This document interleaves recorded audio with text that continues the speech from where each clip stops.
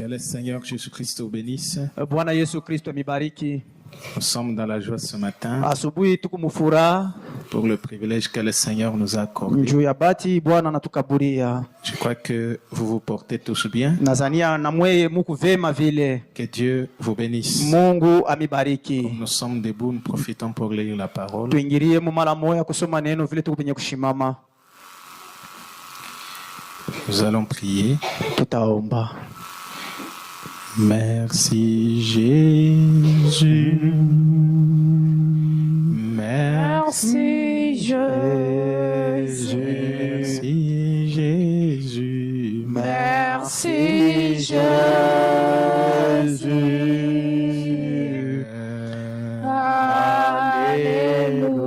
Alléluia. Merci Jésus. Merci Jésus. Merci Jésus.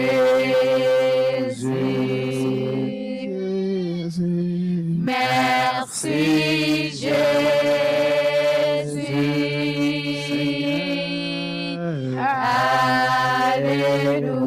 Alléluia. Père Céleste, toi le Dieu de William Branham, te sommes infiniment reconnaissants, Père, ce matin. Seigneur Dieu, pour le souffle de vie que tu nous as accordé dans ce corps mortel et pour le privilège que nous avons encore de nous réunir, Seigneur Dieu, pour écouter ta parole. Sachant que, Seigneur Dieu, un jour nous partirons d'ici et nous devons répondre de tout ce que nous aurons fait, de tout ce que nous aurons dit et de la manière dont nous serons comportés. Seigneur Dieu, pendant que nous avons le moment d'écouter ces messages, aide-nous, Père, que nos vies soient réglées sur ta parole. Seigneur, nous nous confions entre tes mains. Ce matin, nous voulons que tu puisses, ô Dieu, parler à chaque cœur et que, Seigneur Dieu, chaque personne qui est venue étant malade ou il y a un problème, Seigneur, qu'il obtienne la solution. Seigneur, nous avons besoin de te voir, de mouvoir, ô Dieu, Amen. Père Céleste, du début jusqu'à la fin. Au nom de Jésus-Christ, nous demandons ainsi. Amen. Amen. Lisons dans Daniel chapitre 7, Tusome mu Danieli sura yake 7 à partir du verset 9. kuanzia kumstari wa 9. Je regardais pendant que l'on plaçait des trônes et l'ancien des jours s'assit. Son vêtement était blanc comme la neige et les cheveux de sa tête étaient comme de la laine pure. Son trône était comme des flammes de feu et les roues comme un feu ardent. Un fleuve de feu coulait et sortait de devant lui. 1000 milliers le servaient et 10 000 millions s'éteignaient en sa présence. Les juges s'assirent et les livres furent ouverts. Je regardais alors à cause des paroles arrogantes que prononçait la corne, et tandis que je regardais, l'animal fut tué et son corps fut anéanti, livré au feu pour être brûlé. Les autres animaux furent dépouillés de leur puissance, mais une prolongation de vie leur fut accordée jusqu'à un certain temps. Je regardais pendant mes visions nocturnes, et voici, sur les nuées des cieux arriva quelqu'un de semblable à un fils de l'homme. Il s'avança vers l'ancien des jours, et on le fit approcher de lui. On lui donna la domination, la gloire et le règne, et tous les peuples, les nations et les hommes de toute langue le servirent. Sa domination est une domination éternelle qui ne passera point et son règne ne sera jamais détruit. Amen. Amen. Pouvons nous asseoir. Tunaweza kuikala. Je lis Apocalypse 1, verset 7 Mimi nasoma Ufunuo 1 mstari wa 7 et 8. na 8. Voici, il vient avec les nuées. Tazama yeye yule kunakuya na mawingu, Et tout œil le verra, na jicho yote itamwona, même ceux qui l'ont percé. hata bale benye bali muchoma mishale. Et toutes les tribus de la terre se lamenteront à cause de lui. Na makabila yote ya dunia itariaria njuu yake. Oui, amen. Ndiyo, amina. Je suis l'alpha et l'oméga, dit le Seigneur Dieu. Niko alfa na omega, vile Mungu anasema. C'est lui qui est, Ule alieko, qui était et qui vient, alikuyaka na eo nakuja, le Tout-Puissant. wa uwezo yote. Je lis dans 2 Thessaloniciens chapitre 1. Minasoma mu wa Tesalonika wa pili sura yake 1, le verset, à partir du verset 6. kuanzia kumstari wa 6. Car il est de la justice de Dieu Kwani ni njuu ya uwaki ya Mungu de rendre l'affliction à ceux qui vous affligent ya kuleta maumivu kubali beko na miteswa, et de vous donner à vous qui êtes affligés ya na mikaburi ya mwe benye kutesewa du repos avec nous pumuziko na shie lorsque le Seigneur Jésus apparaîtra du ciel wakati Bwana Yesu Kristo ataonekana kutoka mbingu avec les anges de sa puissance, na bamalaika na uwezo yake. les anges de sa puissance, Bamalaika ba uwezo yake, au milieu d'une flamme de feu, kati ya kimbirimbiri ya moto, pour punir ceux qui ne connaissent pas Dieu njuu ya kuapiza bale abajue Mungu et ceux qui n'obéissent pas à l'évangile de notre Seigneur Jésus. na bale abati injili ya Bwana wetu Yesu. Ils auront pour châtiment une ruine éternelle, Batakuya sawa na pigo bomoleo ya milele, loin de la face du Seigneur mbari na uso ya Mungu et de la gloire de sa force. na utukufu ya nguvu yake. Lorsqu'il viendra pour être en ces jours-là, Wakati atakuya njuu ya kuya muile shiku ile, glorifié dans ses saints, mwenye kutukuziwa kati ya batakatifu yake, dans ses saints, ndani ya batakatifu yake, et admiré dans tous ceux qui auront cru, na kupendezwa kwa bale bote batamini, car notre témoignage auprès de vous a été cru. njuu ushuda wetu kati yenu iliaminiwa. Que le Seigneur ajoute une fois de plus ses bénédictions à la lecture de sa parole. Mara ingine Bwana aongeze mabaraka kuusomia neno lake. Est-ce que nous pouvons acclamer pour le Seigneur? Tunaweza kupika mikono juu ya Bwana. Que le Seigneur Jésus-Christ vous bénisse. Bwana Yesu Kristo amibariki. Que Dieu vous bénisse. Mungu amibariki. Je crois que tout le monde va bien. Nazania bantu bote beko starehe. N'est-ce pas ça? Haina vile. Frère Boaz, que Dieu vous bénisse. Ndugu Boaz, Mungu akubariki. Que Dieu vous bénisse. Mungu amibariki. Vous allez bien? Eti muku vema. Et nous continuons avec notre sujet, Tunaendelesha na shina yetu, la seconde venue du Seigneur Jésus-Christ. kuja kwa pili kwa Bwana Yesu Kristo. Et nous sommes en train de voir la troisième venue, Na tukunaona sasa kuja kwa tatu, qui est elle-même la seconde venue. kule kuja kwa tatu kuko kunyewe kuja kwa pili. Amen. Amina. Qui est la seconde venue, Kule kuko kuja kwa pili ou la venue pour le millénium. au kuja njuu ya utawala miaka 1000. Et Frère Branham nous a dit Na ndugu Branham alituambia que la première venue, il est venu racheter. kusema kuja kwa kwanza alikuya njuu ya kukomboa, Il est venu pour mourir. alikuya njuu ya kufa. Et la deuxième fois, Na kuja kwa pili, mara ya pili il vient enlever eko na kuya njuu ya kunyanyula, l'église. kunyanyua kanisa. Et Na- la troisième fois, Mara ya tatu yeye unakuja il vient pour régner. eko na kuja njuu ya kutawala. Amen. Amina. Et Frère Branham nous a dit Na ndugu Branham alituambia que l'enlèvement, kusema kunyanyuliwa c'est la révélation. ni ufunuo.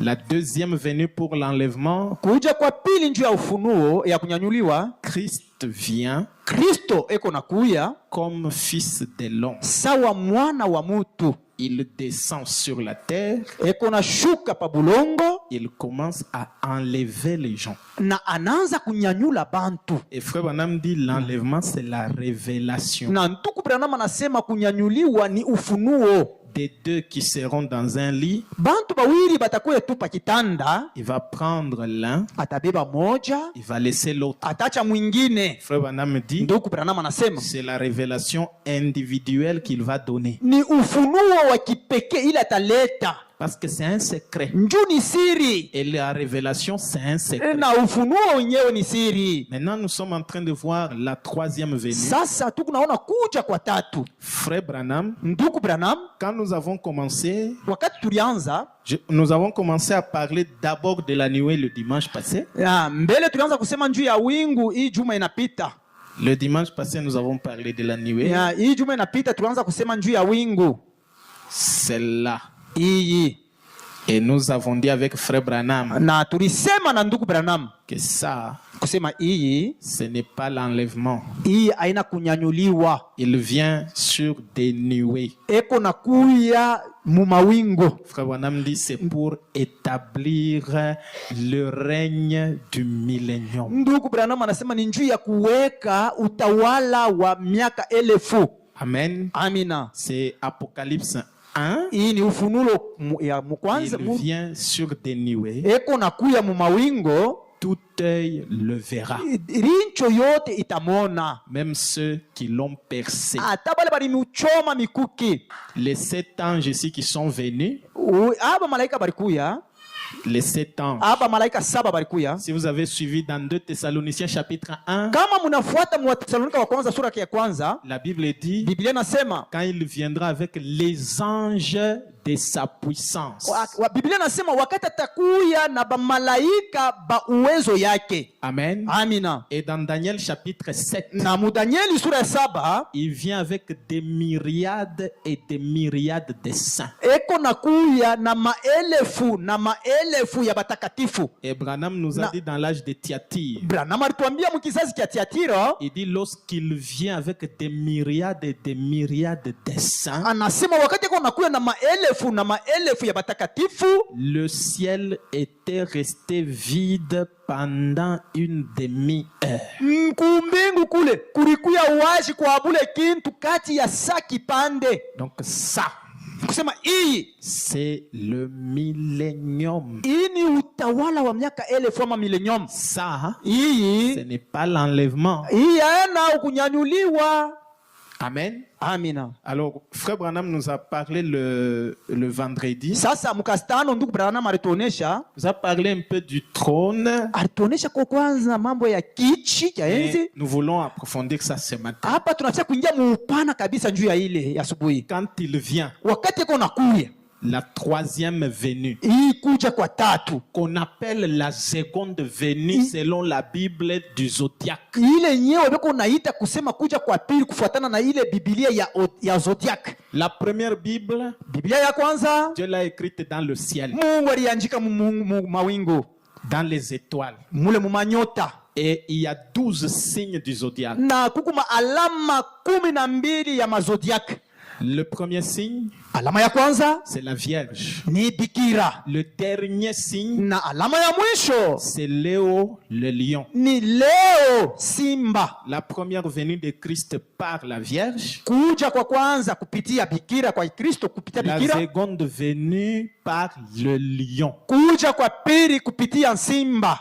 Le 11e signe, Sasa alama ya 11 c'est le poisson croisé. ni bansamaki basha kupitana Je pitana. crois que je viendrai ici pour vous montrer comment le zodiaque se compose. Na mimi nadhani kusema nitakuyaka hapa tena kumionesha namna Et kanile vous mazodiaki verrez iko. justement comment le signe là, le 11e signe, Na mutaona namna gani ile alama ya 11 iko. c'est symbolisé par des poissons croisés, Isha kuleta na mfano sawa mansamaki kisha kufungana. qui est l'âge du cancer. Ile iko kizazi ya kansa. Et ce 6e signe et ce 11e signe là, Na ile alama ya 11 c'est ça l'âge de l'église de Laodicée. njo kizazi cha kanisa ya Laodikia. L'âge du cancer. kizazi cha kansa. Maintenant, le 12e, Sasa alama ya 12 c'est le lion, ni simba, qui est le dernier signe. njo ile iko alama ya mwisho. Et Léo le lion, Sasa ule leo simba, Branham dit dans la stature d'un homme parfait, Branham anasema mkiwango cha mtu mkamilifu, il dit c'est le 7e sceau. anasema ni muhuri wa 7. Donc le 6e sceau, c'est l'âge de la Odyssée. Ni kusema muhuri wa 6 ni kizazi cha Laodikia. Dans le 6e sceau, Muhuri wa 6 il y a la tribulation. muko mateso. Dans le 6e sceau, Muhuri wa 6 il y a les guerres. muko mvita. Dans le 6e sceau, Muhuri wa 6 il y a Élie et Moïse. huku Elia na Musa. Mais après ça, Na kisha ile le 7e sceau muhuri wa 7 révèle Joseph à ses frères. yo inafunua Yusufu kwa ndugu yake. C'est pourquoi Branham nous a dit vendredi Njo kwa maana Branham alituonesha mkastano, que le sceau n'a rien à voir avec l'épouse. anasema ima mihuri aina na mambo na bibi Il harusi. dit les 7 sceaux, Anasema ima mihuri 7 c'est pour les juifs. hii ni njia ya Bayahudi. Justement, Ni kweli, parce que quand Dieu. nous avons vu vendredi, wakati tuliona mkastano, les sceaux sont dans la partie des juifs. hii mihuri iko mkipande ya Wayahudi. Alors, Sasa ce matin, hii asubuhi nous voulons revenir sur le trône. tunapenda kurudia juu ya mambo ya kichi cha enzi. Est-ce que vous êtes là? Eti munafuata Le trône. kichi cha enzi. Parce que quand Christ descend Njoo wakati Kristo yuko nashuka en tant que fils de David, sawa mwana wa Daudi, qu'est-ce qu'il fait? sasa yuko nafanya nini? La première chose, Kitu cha kwanza il vient s'asseoir sur son propre trône. eko na kwa kuikala pa kiti chake cha enzi. Parce que dans les âges de l'église, Njoo mu mabizaji ya kanisa il était assis sur le trône du Père. alikuwa mwenye kuikala pa kiti cha Baba. Branham dit, Branham anasema le trône du Père, c'est Jésus. kiti cha Baba ni Yesu.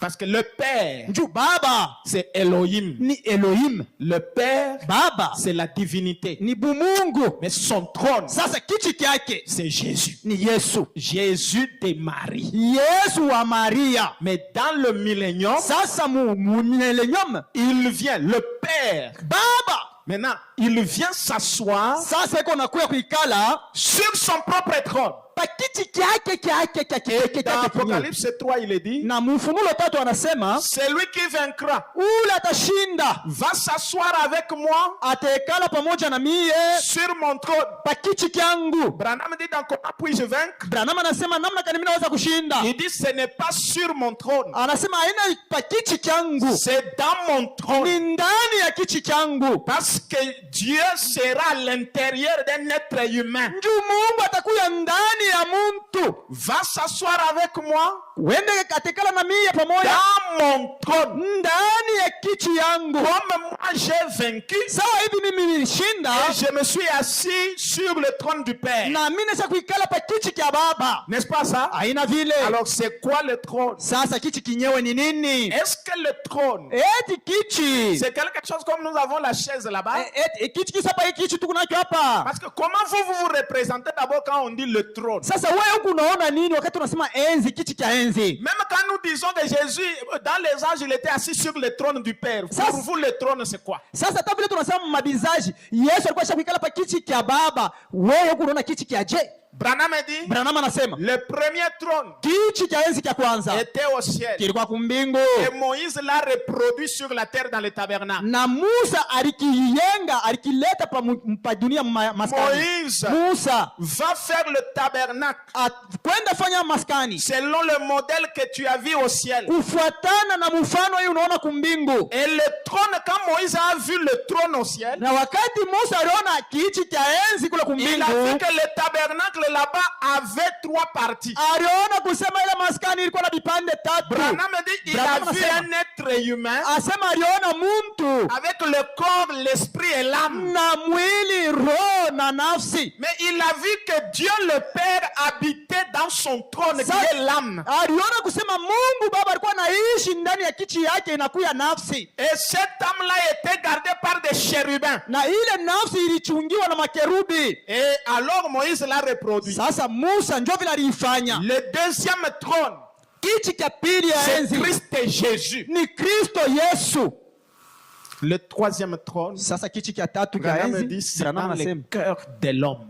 Asema ni ndani ya moyo wa muntu. Alors parlons du trône. Sasa tusemezee juu ya enzi, kiti cha enzi. Amen. Amina. Parce que quand Jésus va venir, Njoo wakati Yesu atakuya, il s'assoit anekala sur son trône.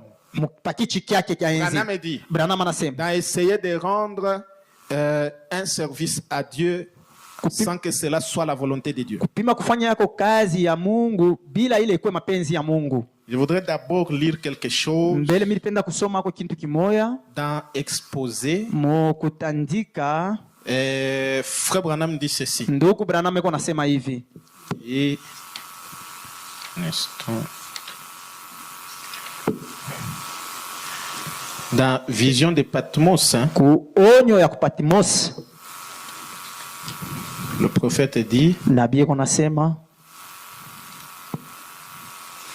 il parle de comment, de Apocalypse 1. eko nasema mambo ya Ufunuo moja. Il dit, voici, il vient, Anasema tazama yule kuna kuya, et même ceux qui l'ont percé vont le voir. atabale bari muchoma mikuki batamuona. Page 35. Mustari 35. Frère Branham dit, Ndugu Branham anasema Apocalypse 1, 7. mu Ufunuo 1:7, N'est-ce pas? aina vile Voici, il vient. tazama yule kuna kuja. Je suis en train de voir ceux-là qui sont en train de dormir. Si vous dormez, je vais vous réveiller. Niko naangalia pale beko nalala. Kama tu unalala, mimi nitakulamusha. Vous allez vous tenir debout. Utashimama. Quand nous étudions ces choses, vous ne devez pas dormir. Njoo wakati tu unajifunza hivi bintu mwe ya muwezi kulala. Frère Edouard, Aina vile nduko Edouard. ne dormez pas. Ushilale.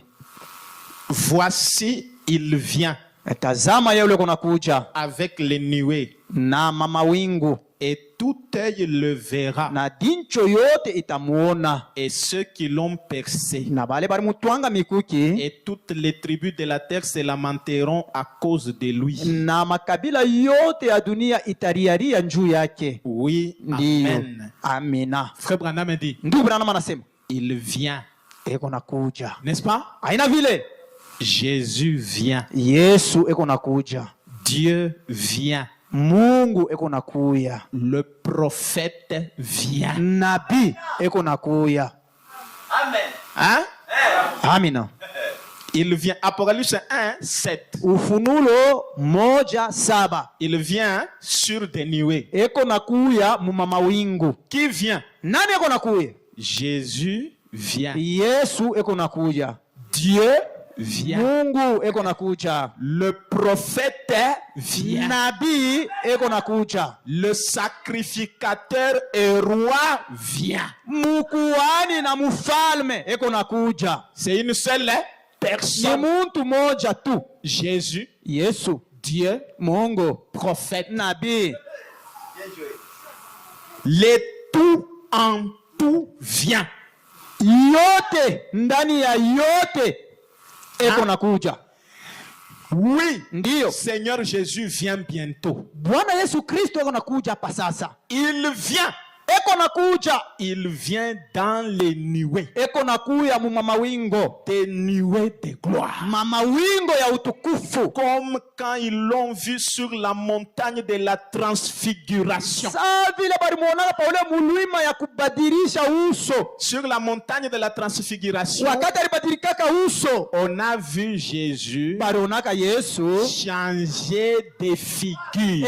eko na badilika uso. Et Branham dit, celui qui Branham- vient dans les nuées, Branham anasema ule eko nakuya mu mawingo c'est Jésus. ni Yesu, C'est Dieu. ni Mungu, Prophète, nabii, roi, mfalme, sacrificateur. kuhani. Jésus Yesu changeant de forme. eko na badilika, anabadilisha umbo. Celui qui vient dans les nuées, Ule eko nakuya mu mawingo c'est le prophète. ni nabii, Et en tant que prophète, na sawa nabii il a un autre visage. eko na uso ingine, Mais c'est Jésus. lakini ni Yesu, C'est Dieu. ni Mungu, Mais lakini c'est un prophète. ni nabii.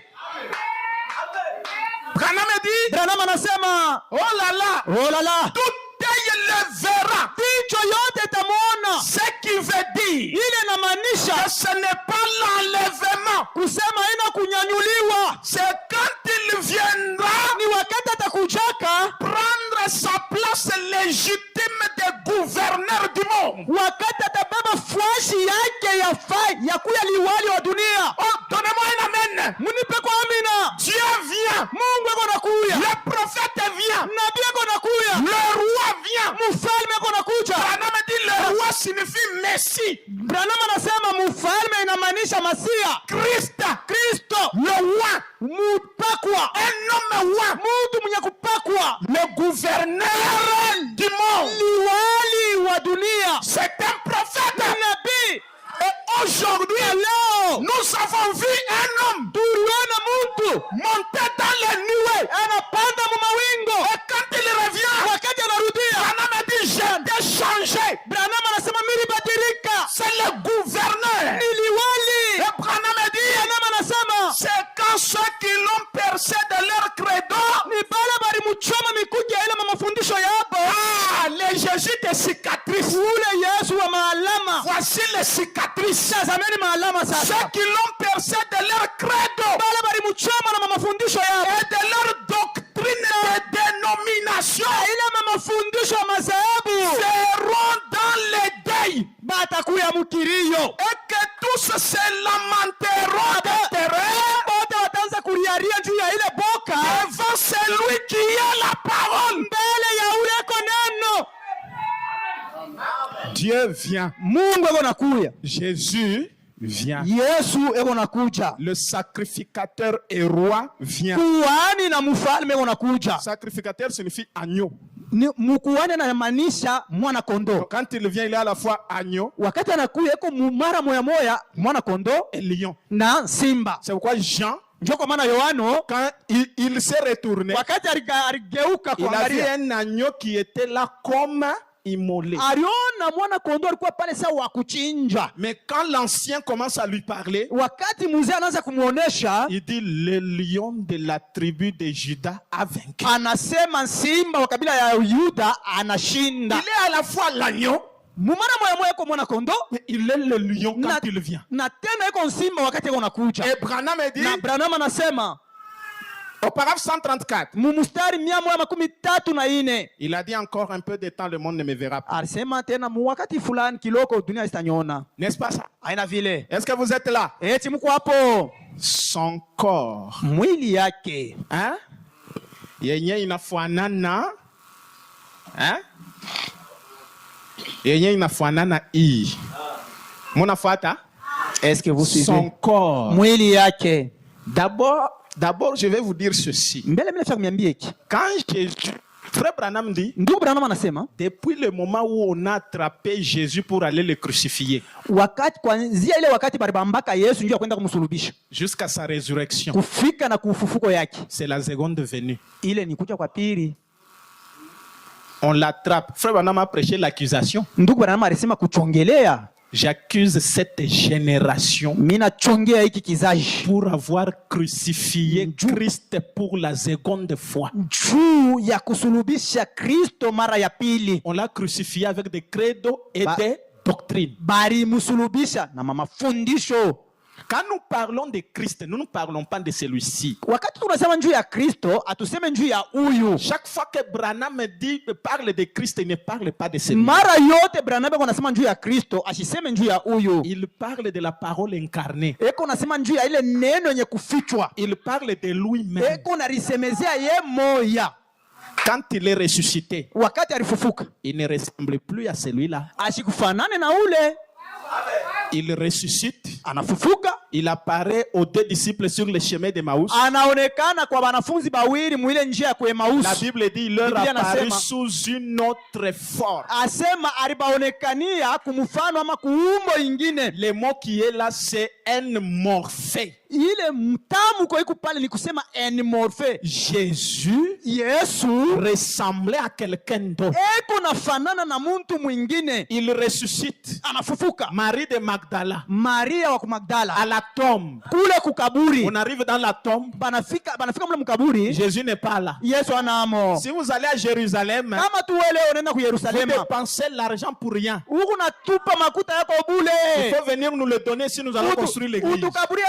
tafuta shitu yenge kanisa. Marie de Magdala arrive Ule là-bas. Maria wa Magdala anafika. Jésus n'est pas là. Yesu anamo. Elle sort. Anatoka. Elle commence à pleurer. Anaanza kulia. On a volé le corps de mon Seigneur. Banaiba mwili ya Bwana wangu. Et elle va voir un homme assis là. Na anaona mtu mwenye kuikala kule. Qui ressemblait à un jardinier. Mwenye alifanana sana mtu mlimaji mashamba. Quelqu'un qui avait une salopette. Mtu alikuwa na kikombinaison. Et alors il lui dit, sasa anamwambia, oh monsieur, oh Bwana, si c'est toi qui as pris le corps de mon Seigneur, kama ni wewe ule ulibeba mwili ya Bwana wangu. Est-ce qu'aujourd'hui nous n'avons pas vu quelqu'un en salopette prendre le corps de Jésus? Eti leo tuone mtu mkombinaison anabeba fashi ya Yesu. Quelqu'un qui pouvait, il arrive chez Georgie Carter, anafika kwa Georgie Carter, la mère de Georgie Carter, mama wa Georgie Carter, voit Jésus de Nazareth, anaona Yesu wa Nazareta, et après quelques minutes, na madakika kiloko, Hoffman change en Branham. Hoffman anabadilika kuya Branham. Branham dit, Branham anasema, un jour, siku moja, je suis sorti de mon corps, mina toka mwili yangu, j'ai vu, na mina ona mon corps physique en train d'imposer les mains aux malades. Hii mwili yangu inaanza kushika mikono kwa magonjwa. Branham, ce n'est pas ton ami à toi. Ana rafiki yako wewe. Branham, c'est le roi de notre royaume. Ni mfalme wa ufalme yetu. Il a changé anabadilisha de forme. Umbo. Amen. Hein? Na vile. Maintenant, sasa Paul dit, Paulo anasema, le Jésus que je vous prêche, Yesu unamhubiri, Jésus ressuscité. Ni Yesu mwenye kufufuka. Maintenant, Jésus ressuscité, ce n'est pas lui. Ni kusema Yesu mwenye kufufuka, haina huyu. Quand Frère Branham prêche chaque fois, il dit, pour vous montrer qu'il est ressuscité, ressuscité, ressuscité. Ce n'est pas celui-là. Wakati Branham yeye anahubiri kila mara sana, njoo kunionyesha kusema acha kufufuka, anacha kufufuka. Haina ule. Parce que celui qui est ressuscité, il avait changé de forme. Ule alifufuliwa, alibadilisha umbo. Quand Marie de Magdala, wakati Maria wa Magdala, est-ce que toi tu as pris le corps de mon Seigneur? Eti wewe ulibeba mwili ya Bwana wangu. Il le regarde. Anamwangalia. Il dit Marie. Maria. Il le reconnaît par sa voix. Yeye anamjua kupitia sauti. Il dit Seigneur. Anajibu Bwana. Il veut le toucher. Anapenda kumgusa. Il ne me touche pas. Usiniguse. Je ne suis pas encore arrivé chez mon père. Mimi siyafika kwa baba wangu. Il est monté d'abord chez son père. Anapanda mbele kwa baba yake.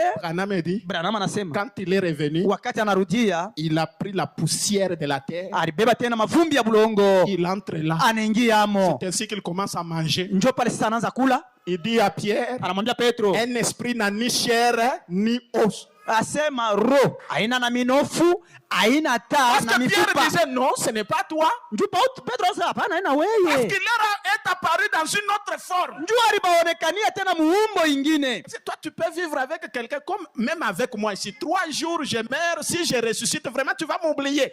Wewe unaweza kuishi na mtu saa mimi, mashiku tutatu mimi nakufa. Mimi nafufuka utanisabwa. Même si je te donne ma photo d'enfance. Ataka mimi nakupeleka kale picha yangu pale ningali mtoto. Nous sommes plusieurs. Ataka tu ba mingi pa ile photo.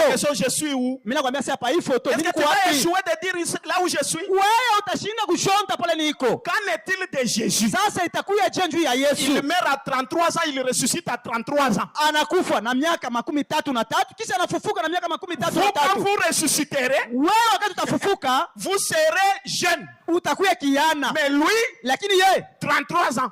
Paka miaka yake ile alikuwa nayo bila kubadilika. Mais alors, ceux avec qui il a vécu, il l'oublie. Benye bana riishi na hapo mashiku yote bana msabwa. Il était Frère Branham dit, Mungu Branham anasema, dans Christ est révélé dans sa propre parole. Kristo mwenye kufunuliwa ndani ya neno yake pekee. Il a été manifesté dans le corps de son épouse. Asema alionekana ndani ya mwili ya bibi harusi wake. Autrement dit, ukusema kwingine, quand Jésus est ressuscité, wakati Yesu anafufuka, si on pouvait prendre sa photo de la résurrection, il ressemblerait à Frère Branham. Parce que la résurrection c'est aujourd'hui. Dites-moi un amen. D'ailleurs aujourd'hui c'est le 6 avril.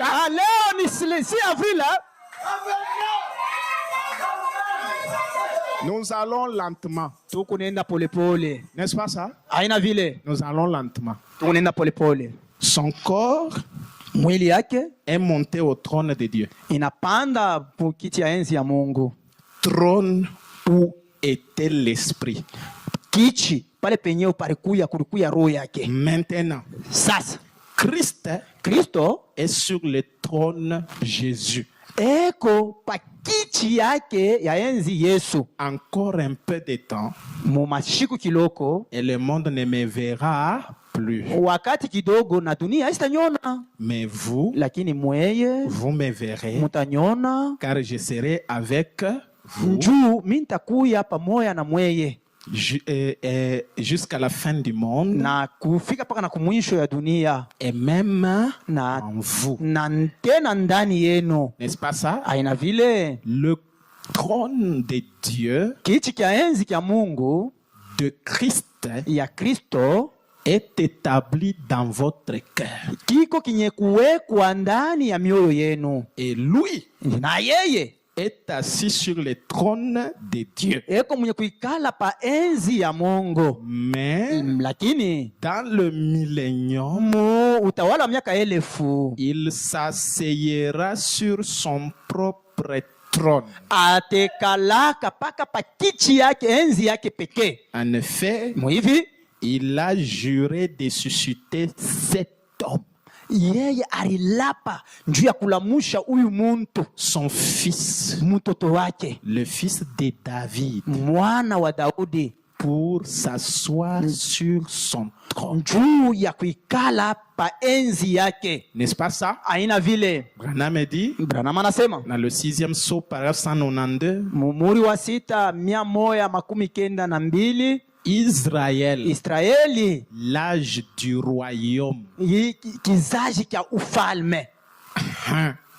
Le millénium, c'est l'âge du royaume. Hein? Millennium ni kizazi kya ufalme. C'est là que David, Njo pale Daudi, le fils de David, s'assoira sur le trône. njo pale mwana wa Daudi atekalaka pa enzi yake. Voilà la raison pour laquelle cette femme criait. Njo sheria ambayo ule mwanamke alikuwa analalamika, La femme syrophénicienne. ule mwanamke Msirofenisia, Fils de David. mwana wa Daudi, Fils de David. mwana wa Daudi. Dieu a juré par lui-même Mungu à David alilapa kupitia yeye mwenyewe kupitia Daudi qu'il susciterait son fils, kusema atalamushaka mwana wake, que celui-ci kusema huyu monterait sur son trône. huyu mwana njoo atapandaka pa enzi yake. Ce serait un trône qui durerait à jamais. Itakuyaka ni enzi ile itekalaka milele. Voyez, Munaona, cela n'aurait pas de fin. ile enzi haitakuwa na mwisho. Salomon en a donné un type dans le temple Sulemani aliletaka mfano mmoja ndani ya hekalu, et Jésus vient de leur dire na Yesu anatoka kubambia qu'il ne resterait pas pierre sur pierre. kusema akusitabakiaka ribwe yulu ya ribwe linzayo. N'est-ce pas ça? Aina vile Lui, David, Jésus, yeye Yesu qui devait prendre le royaume, mwenye alipasha kubeba ufalme, alors il a dit, anasema voyez-vous ce temple? munaona hii hekalu Il ne resterait pas pierre sur pierre que cela ne soit renversé. akutabakiaka ribwe yulu ya inzayo bila ile yanguke yote. Branham dit, Branham anasema il voulait leur indiquer un autre temple qui viendrait. anasema alipasi kubashontea tena hekalu ingine ile pasha kuya.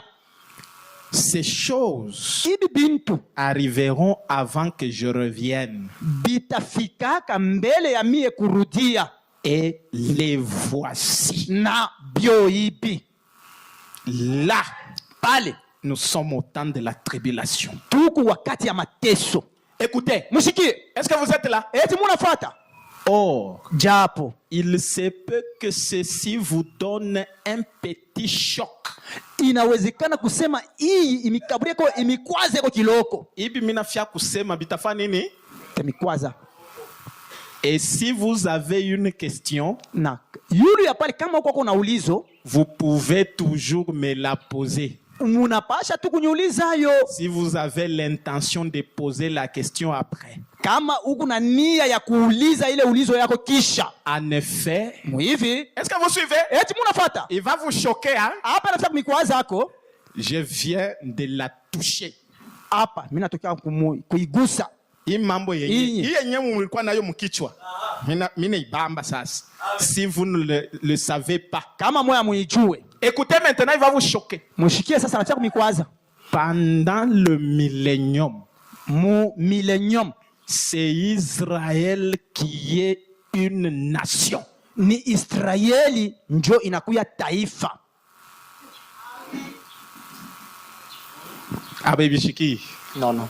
Nous on a revenir. Je recommence. Pendant le millénium, millénium, c'est Israël qui est. Ni Israeli njo inakuya taifa. Israël est devenu une nation quand? Israeli inakuya taifa wakati kani? Hein? Le 6 mai 1900? Le 6 mai 1946. Maintenant le millénium aussi commence quand? Sasa millénium yonye inaanza wakati kani?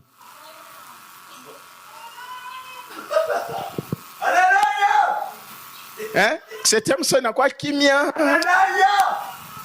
Branham anasema niko napenda kumikwaza. Israël inakuwa nation le 6 1900. Branham anasema pendant le millénium c'est Israël qui est. Ndugu Branham anasema ni kati ya millennium Israeli inakuwa taifa. Sasa millénium ilianza tankani? Le millennium a commencé à quel temps?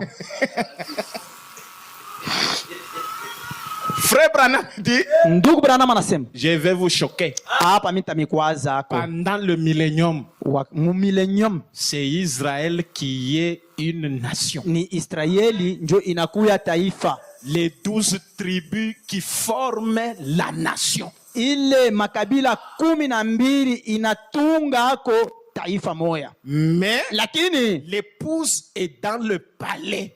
Bibi harusi iko ndani ya chumba. Elle est la reine alors. Pale ni Melkia. Elle est mariée. Pale ni mwenye kuolewa. Et toute la terre na dunia yote entrera dans cette ville Jérusalem. Itaingia muile muji Yerusalema pour y apporter sa gloire. Njuu ya kuleta kwa utukufu yake. Et les portes ne se fermeront pas la nuit parce qu'il n'y aura pas de nuit. Na milango haitafungiwaka bushiku, njoo hakutakuwa bushiku. Les portes seront toujours ouvertes. Milango itakuwa ya kufunguliwa. Et les rois de la terre na mafalme ya dunia apportent leur honneur et leur gloire dans cette ville. Beko naleta heshima yabo na utukufu yabo muhimu je. L'épouse, bibi harusi, elle est à l'intérieur avec l'agneau. Eko mule ndani na mwana kondoo. Elle est l'épouse.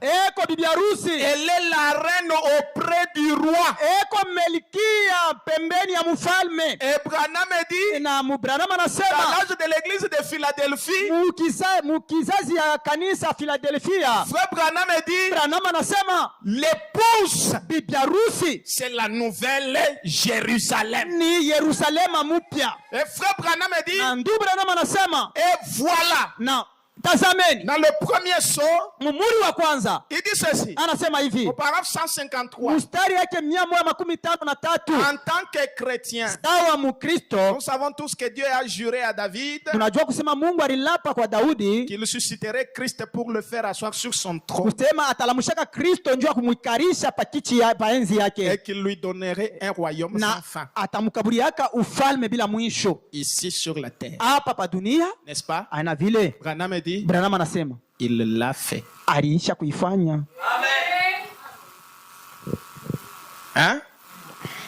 Et en tant que chrétien, na sawa ba Kristo, n'est-ce pas ça? Ana vile nous savons ça. Tunajua ile. Frère Branham dit, Jésus a dit, c'est lui qui vaincra l'antichrist ule atashinda mpinga Kristo et toutes les choses du monde. Na bintu vyote vya dunia s'assoira avec moi sur mon trône. Atekalaka pamoja na mie mpaenzi Comme j'ai yangu. vaincu Sawa hivi mimi nilishinda et me suis assis sur le trône de mon père. na mimi nekala pa enzi ya baba yangu. Or, un jour, Japo siku moya il se lèvera du trône du père kutalamukaka pale enzi ya baba. pour aller occuper son propre trône. Njoo ende kekale sasa pa enzi yake. Il s'avance maintenant. Hapa iko na chofa Il sasa. s'avance pour appeler ses sujets. Eko na chofa njoo ya kuita bantu yake. Comment va-t-il les réclamer? Namna kani bataidai?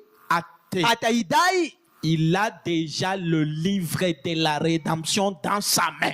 Eko na kitabu cha ukombozi ndani ya mikono yake. Gloire. Tukufu. Oh, j'ai envie de chanter un cantique. Hapa niko na hamu ya kuimba kwa mwimbo. Oh là là. Oh là là. Vous parlez d'être assis maintenant dans les lieux célestes. Mungu nasema njoo ya kuikala hapa sasa mufazi ya kimbingu. Qu'est-ce que ça va être? Itakuya je? Si nous nous sentons comme cela pendant que nous nous tenons ici sur terre, Kama tunajishikia vile wakati tunashimama hapa pa dunia. avant que l'enlèvement n'arrive, Mbele ya kunyanyuliwa dans kufike. l'état où nous sommes en ce moment, Mwi hali tuko hapa sasa et que nous pouvons nous réjouir, na tunaweza kufurahi. alors que nous nous tenons contre les murs sous la pluie, Japo kutegemea kumabumbashi chini ya mvula. simplement pour écouter ceci. Ni njutu ya kushikia ibi. Qu'est-ce que ça va être quand nous le verrons lui assis là? Sasa bitakuyaka je wakati tunamwona ye mwenye kuikala pale. Oh, ce sera un moment glorieux. Oh, itakuya wakati ya utukufu. Il a quitté le trône du Père. Aliacha enzi ya baba. Il s'est avancé Na anachofa anatembea pour être. njuu ya kuya. Il est le fils de David. Yeye ni mwana wa Daudi. Oh, frère Branham dit. Oh, ndugu Branham anasema C'est ce qu'ils ont essayé de le forcer en ce temps-là. njoo kile balipemaka kumukazisha kwa mwile wakati ile. Ils l'ont forcé à prendre le royaume. Balimukazisha kabeba ufalme. Mais lui a refusé. Lakini yeye alikatala. Il a dit ce n'est pas le moment. Asema ina njoo wakati hii. Jusqu'à ce que même la mère de fils de Zébédée. Ai kufika na pale mama wa wale watoto ya Zebede. Seigneur, Oh Bwana. comme tu as refusé de prendre le royaume aujourd'hui, Sasa hivi unakatala kubeba ufalme leo. est-ce que tu peux permettre, Eti unaweza kuruhusu quand tu reviendras, wakati utarudiaka rétablir le royaume du millénium? kuweka ile ufalme ya millennium. Est-ce que tu peux permettre que mes enfants Eti unaweza kuruhusu batoto yangu puissent s'asseoir, bekale l'un à ta droite, moya kuume l'un à ta gauche? na mwingine kushoto? Est-ce que tu peux permettre Eti ça? unaweza kuruhusu ile? Il a dit, Anasema vous pouvez souffrir avec moi, munaweza kuteswa na mimi, vous pouvez faire ceci, munaweza kufanya hivi na vous pouvez vile, avoir le même Saint-Esprit, munaweza kuwa na Roho Mtakatifu mais mwenyewe. pour ce qui est de s'asseoir Ye sasa kuile neka ya kuikala sur des trônes, pama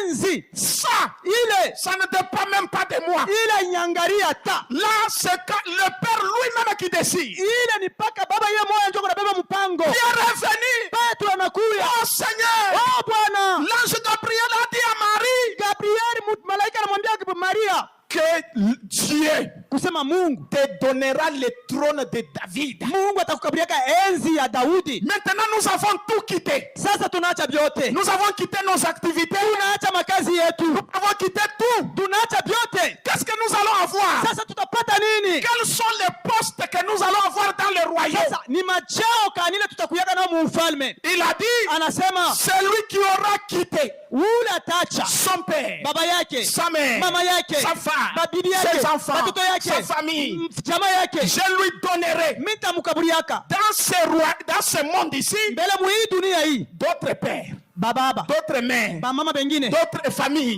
majamaa Je lui ingine, donnerai tout ça. mitamukaburiaka ile yote. Et dans le royaume, Na mwile ufalme vous serez assis sur des trônes utekalaka pa maenzi pour juger les 12 tribus d'Israël. juu ya kuhukumu mabizazi 12 ya Israeli. Maintenant, Branham dit, Sasa Branham anasema il avait promis, alilakaka maintenant, hapa sasa, il l'a fait. hapa sasa anabifanya. Et aujourd'hui, Leo il a fait ça.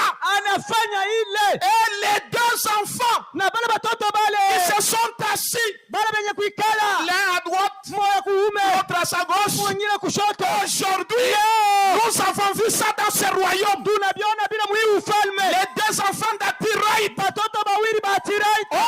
sauvés. Et banaokolewa Dieu a pardonné même le péché impardonnable. na Mungu anahurumia tele manzambi yasipokuhurumia. Branham dit, Branham anasema quand vous priez, wakati kunaomba priez comme ceci. omba sawa hivi: Notre Père qui es aux cieux, Baba yetu aliye mbinguni, que ton royaume ufalme wako vienne. uje. Frère Branham dit, Ndugu Branham anasema il a quitté le trône du Père aliacha enzi ya Baba pour prendre son propre trône. juu ya kubeba enzi yake pekee. N'est-ce pas ça? Haina vile, N'est-ce pas ça? haina vile. Maintenant, le trône, Sasa enzi il est où? yo ile inye enzi iko wapi? N'est-ce pas ça? Haina vile. Il est ainsi wapi?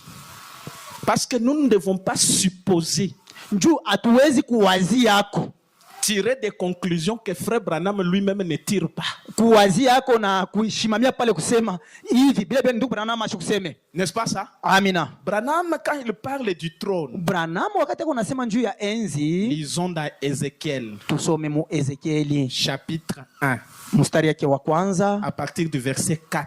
kuanzia kumstari wa 4. Suivez attentivement. Mufuate mzuri mzuri. On ne va pas traîner parce qu'on a un culte à Shalom cet après-midi. Tutakawia njuu magharibi kuku ibada kule kushalom. Écoutez, Mushikie. j'ai regardé.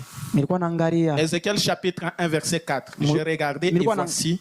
Nilikuwa naangalia na tazama. Il vint du septentrion un vent impétueux. Tunatoka kule ku asubuhi mpepo moja Septentrion, nguvu. c'est le nord. Une grosse nuée wingu munene et une gerbe de feu na nani majani qui kifurushi ya moto. La gerbe de feu, frère Branham interprète ça, il dit c'est la colonne de feu. Ouais, une gerbe de feu kifurushi cha moto qui répandait de tous côtés une lumière éclatante, kilikuwa naangaza fashi yote mwangaza ya nguvu kabisa, au centre de laquelle brillaient comme des lérins polis, katikati yayo palikuwa saa ile shaba ya nguvu ya teketeke sortant du milieu du feu. ikuna toka kati ya ile moto. Écoutez, Mushikie, au centre de ces feux mkatikati ya ile moto apparaissaient 4 animaux mulionekana banyama 4 dont l'aspect avait une ressemblance humaine. Muoneo yabo ilikuwa nafanana na ya bantu. Chacun d'eux avait 4 faces. Kila mmoja wabo alikuwa na maoneo mauso 4. Et chacun avait 4 ailes. Na kila mmoja alikuwa na mabawa 4. Et quand leurs pieds étaient droits, mikulu yabo ilikuwa ya kunyoloka, et la plante de leurs pieds était comme celle du pied d'un veau, na bikanyangio mikulu yabo bilikuwa sawa bile bya ngombe, ils étincelaient comme des lérins polis. Ilikuwa na tosha tuma mwangaza sawa shaba ya teketeke. Ils avaient des mains d'hommes, mbalikuya na mikono ya bantu sous les ailes à leurs 4 côtés, na mabawa yabo muile mangambo yabo yote 4, et tous les 4 avaient leur face et leur aile. Na kila bale bote ba 4 balikuwa na uso na mabawa. Verset 10. Mstari ya 10. Quant à la figure de leur face, wakati ya njuu ya uso ya ils avaient tous une face d'homme, bote balikuwa na uso ya muntu, tous les 4 une face de lion à droite, aba bote 4 balikuwa tena na uso ya simba une face de kuume, bœuf à gauche, na kushoto uso ya et tous les ngombe, 4 une face d'aigle. na bale bote ba 4 uso ya ntai. N'est-ce pas ça? Ça, ce sont les 4 êtres vivants. Maintenant, allons au verset 22. Au-dessus des têtes des animaux, voilà, ces 4 êtres vivants-là, il y avait comme un ciel de cristal resplendissant. Un ciel de cristal resplendissant qui s'étendait sur leur tête dans le haut. Sous ces ciels, leurs ailes étaient droites l'une contre l'autre. Au verset 26, au-dessus du ciel qui était sur leur tête, yulu ya wingu ilikuwa yulu ya bichwa byabo, il y avait quelque chose de semblable à une pierre de saphir en forme de trône. kulikuye kintu kimoja kinafanana na ile ribwe ya safiri mumufano ya enzi.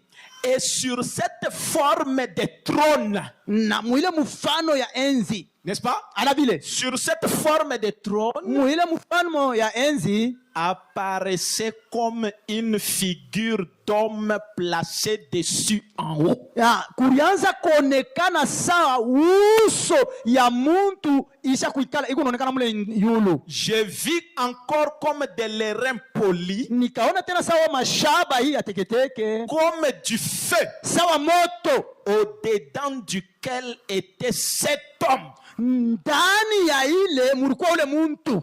Le trône d'Ézéchiel avait la forme d'un homme. Ile enzi ya Ezekieli moja ilikuwa na mfano ya enzi, N'est-ce pas ça? aina vile La forme d'un homme. mfano ya muntu. Et la Bible dit, Na Biblia nasema sur cette forme, muile mfano ile je vis encore comme des lérins polis, minaona sawa mikuba ishaba et comme des lérins polis, comme du feu, au-dedans duquel était cet homme. ya shaba ndani ya ile mulikuwa huyu muntu. Donc cet homme était au milieu du feu Nikusema ule muntu alikuwa kati ya moto et qui rayonnait tout autour. na ilikuwa na ngaza kila kando kando, Depuis la forme de ses reins jusqu'en haut. ataingia mfano ya kiuno yake mpaka na yulu. Donc cet homme qui était le trône, Nikusema ule muntu alikuwa enzi, il était au milieu du feu. alikuwa katikati ya moto Et le feu là-bas rayonnait depuis la hanche. C'est ça la forme du rang. na ile moto ilikuwa na ngaza tangia kiuno Jusqu'en na haut. kupanda yulo Et na depuis la forme de ses reins jusqu'en bas. na kisha tena kuanzia pa kiuno kufika na chini. J'ai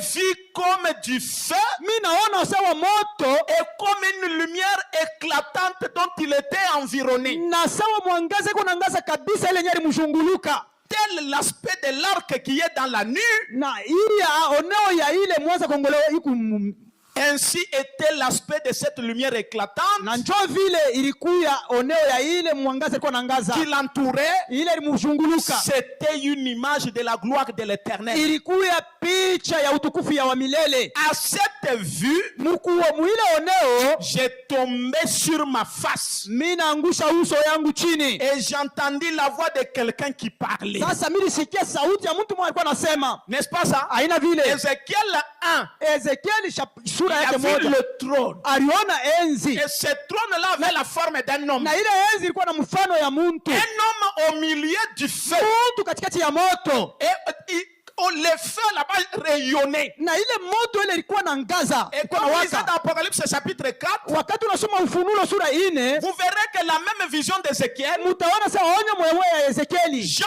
aussi a vu ça. Yohana naye aliona, Il a vu le trône aliona enzi et sur ce trône était assis quelqu'un. na pa ile enzi palikala muntu Et ce trône-là était entouré de 4 êtres vivants. na ile enzi ilishungulikiwa na biumbe ine binye hai. Maintenant, Na sasa que dit frère Branham? ndugu Branham anasema C'est nini?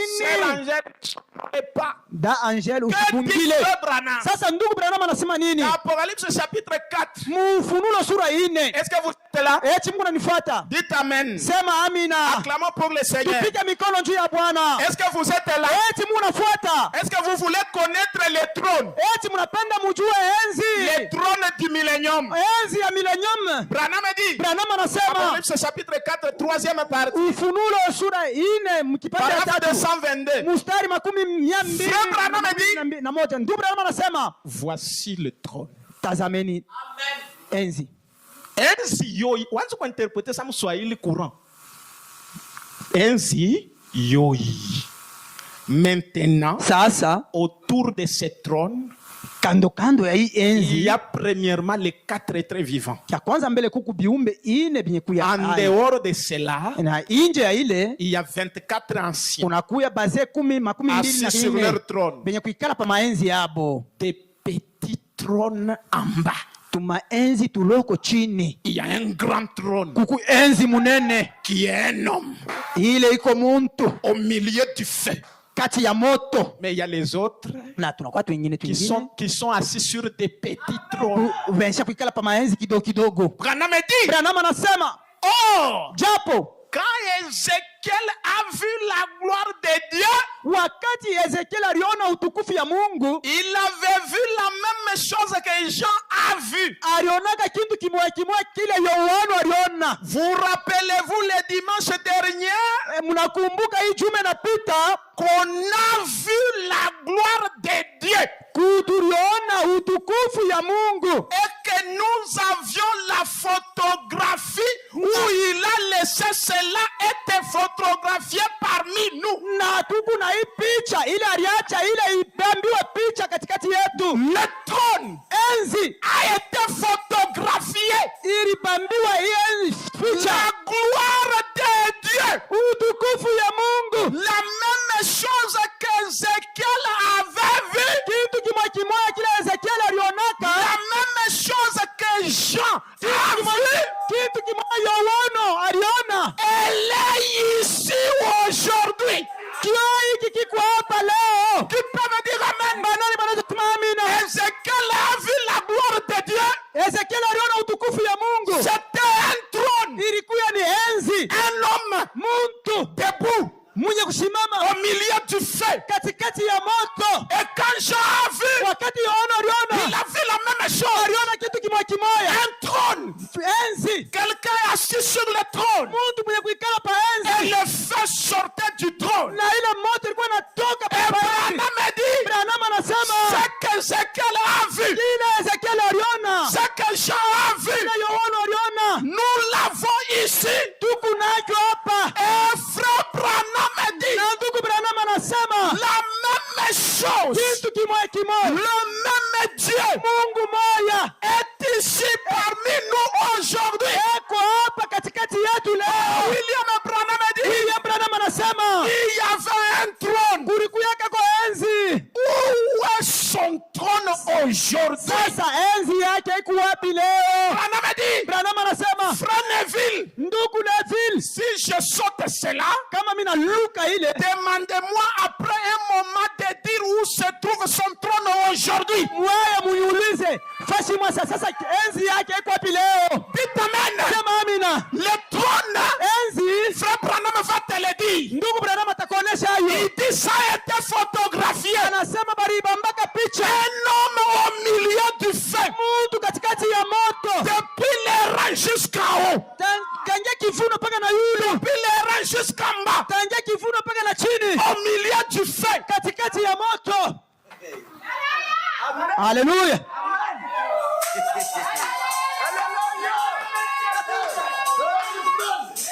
Pour que vous voyez bien. Eti munaona mzuri. Frère Branham dit, Ndugu Branham anasema observez, muangalie écoutez, na mushikie, soyez spirituel. mukuye bakiro, Comprenez bien. muelewe mzuri. Et je vous adjure au nom de Jésus. Na mimi niambia mjina la Yesu, pia mjina la Yesu,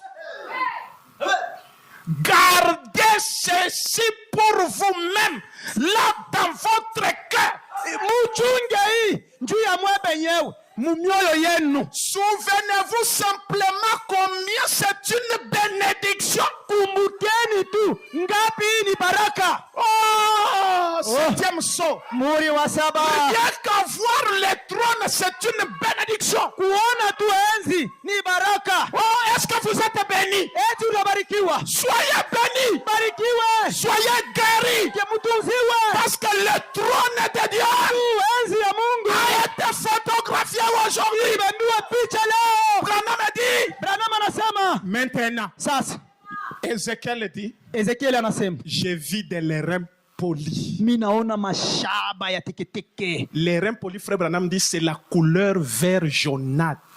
Ile shaba poli, ndugu Branham anasema ni ile rangi ya mayanjano, La colonne des feux. ni nguzo la moto. Frère Branham dit, depuis la forme de ses reins, Ndugu Branham anasema tangia mfano ya kivuno yake, jusqu'en haut. kufika na yulu, Et depuis la forme de ses reins na tena kuanzia mfano ya kivuno yake jusqu'en na bas. kushuka na chini. Branham dit, Branham anasema, est-ce que vous êtes là? eti munafuata Ces choses ici ne doivent pas vous laisser là vous regarder. hii mabintu hawezi kukuacha kwe pale sasa kunawaza. Ça, c'est notre vie. Hii njoo uzima wetu. Branham dit, Branham anasema gardez ceci maintenant. muchunge hii hapa Il sasa, dit, êtes-vous prêts? na anasema muko tayari? Il dit, Anasema frère Gêné, ndugu Jene, il dit, souvenez-vous, kumbuka c'est seulement pour que vous le sachiez. ni njutu uijue. Gêné, tu peux arrêter l'enregistrement. Mbele Jene, acha mbele kubamba. Hein? Il dit, Anasema, écoutez, mushikie, non, hapana, je ne dois pas arrêter cela ici. mimi siwezi kuacha ile hapa. Je vais dire, continuez à enregistrer. Mimi nataka kusema endelesha kubamba. Je permets ceci à l'église Mimi naruhusu hii kukanisa pour que vous sachiez juu mujue que la couleur de la lumière kusema ile rangi ya mwangaza qui est avec le Seigneur ile iko na Bwana et iko na la lumière du Seigneur. nani mwangaza ya Bwana Frère, interprétez aujourd'hui. Et na la lumière du Seigneur mwangaza ya Bwana, suit le Seigneur. mwangaza ya Bwana iko nafuata paka Bwana, Et c'est le Seigneur. na ni Bwana. La lumière Mwangaza du Seigneur ya Bwana suit iko nafuata Bwana, et c'est là. na ni Bwana. Je répète ça.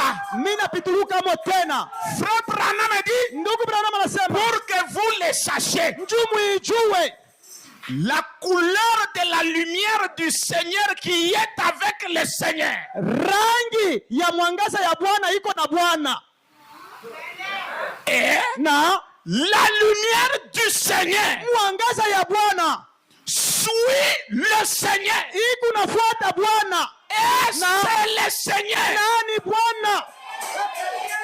Donnez-moi un amen. Munikaburie kwa amina. Un amen qui fait mal au diable. Ile amina iko namfanya shetani mubaya. Un amen qui fait mal aux incrédules. Ile amina iko nafanya mubaya kubatokuamini. La lumière du Seigneur Mwangaza ya Bwana suit qui? iko nafuata nani? Le Seigneur. Bwana. Et les tout ensemble, c'est là. Pale binakuya nani? Écoutez, Mushikie.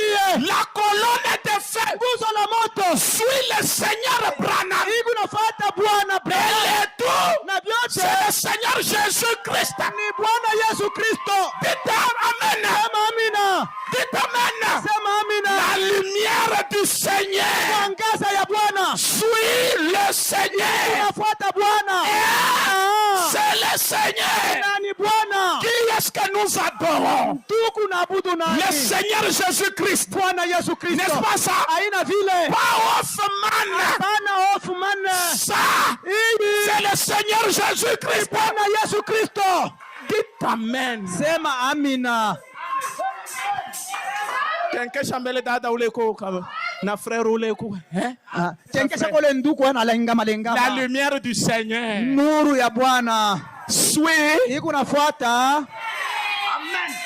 Cette lumière du Seigneur ne suit pas votre pasteur. Hii nuru ya Bwana haifuataki pastori wako. Ça suit le Seigneur. Iko na mfano atapaka Bwana. Et c'est le Nani? bon, la lumière du Seigneur Mwangaza ya Bwana suit le Seigneur. iko nafuata Bwana. Ce Seigneur-là, c'est qui? Asa ule Bwana mwenye ni nani? Ce Seigneur-là qui est suivi par la lumière, Ule c'est qui? mwenye Bwana anafuatiwa kupita ile nuru ni nani? Hein? Ni nani? Mukalenga Branham. Ni Mukalenga Branham. Hein? Il y a quelqu'un là qui regarde et dit, ah, est-ce que nous avons query? Kwa mtu la nyangara c'est ça c'est faux. Asema niko tu sani sa mpanya miringiriria mu sa nyoka miringiriria mu njimu ya benyewe. Je suis comme un serpent, je suis en train dans le trou d'autrui. Non, non, tu es au bon endroit. Uko pafashi mzuri. Tu es au bon endroit. Uko pafashi mzuri. La lumière du Seigneur Nuru ya Bwana suit le Seigneur. Unafuata paka Bwana. Et c'est le Seigneur. Na ni Bwana. Branham a dit. Branham anasema. Maintenant. Sasa. Il dit. Anasema. Je n'étais qu'un petit garçon quand je l'ai vu pour la première fois. Ndikuwa tukiana mtoto wakati mimi nimeonaka njoo mara yangu ya kwanza. Descendons. Tushuke. Ézéchiel a dit. Ezekiel alisema. Depuis ses reins. Tangia kivuno yake. Jusqu'en haut. Kupanda na yulu. Il était dans le feu. Alikuwa ndani ya moto. Depuis les reins. Tangia kivuno. Jusqu'en bas. Na chini. Frère Branham dit. Ndugu Branham anasema. N'est-ce pas vrai? Aina kweli. Je voudrais que vous vous rappeliez que Dieu existe encore dans les mêmes couleurs. Mimi napenda mkumbuke kusema Mungu eko ako tena paka mumarangi moya moya. On en a pris des photos avec une caméra ou plutôt avec un appareil photo en couleur. Baribamba ima picha na ile kiombo cha picha cha rangi. Branham dit. Ndugu Branham anasema la couleur d'ambre depuis les reins jusqu'en haut et depuis les reins jusqu'en bas et tout autour il y avait plusieurs couleurs comme dans l'arc-en-ciel après la pluie. Ah, ile rangi tangia kivuno na yulu na tangia kivuno na chini na kando kando marangi sawa mwanza kongolo kisha mvula. Un homme, muntu debout, mwenye kusimama dans le feu, mumoto, depuis les reins tangia kivuno jusqu'en haut. Est-ce que vous voyez là-bas Branham? Depuis les reins jusqu'en bas tout autour. Écoutez, Branham dit le Saint-Esprit est toujours dans sa puissance. Il dit il est toujours dans son église dans ces derniers jours. Branham dit voilà, il ne s'agit pas de moi. Aina mambo yangu hii. Huyu ana mie. Je me tenais simplement là. Mimi nilikuwa mwenye kusimama tu pale.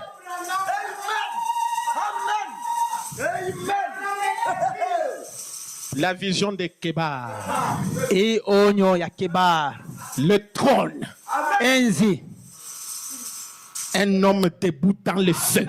Muntu mwenye kusimama mumoto. Frère Branham dit. Ndugu Branham anasema. On a pris cette photo. Baribamba hii picha. Je voudrais que vous examiniez cela.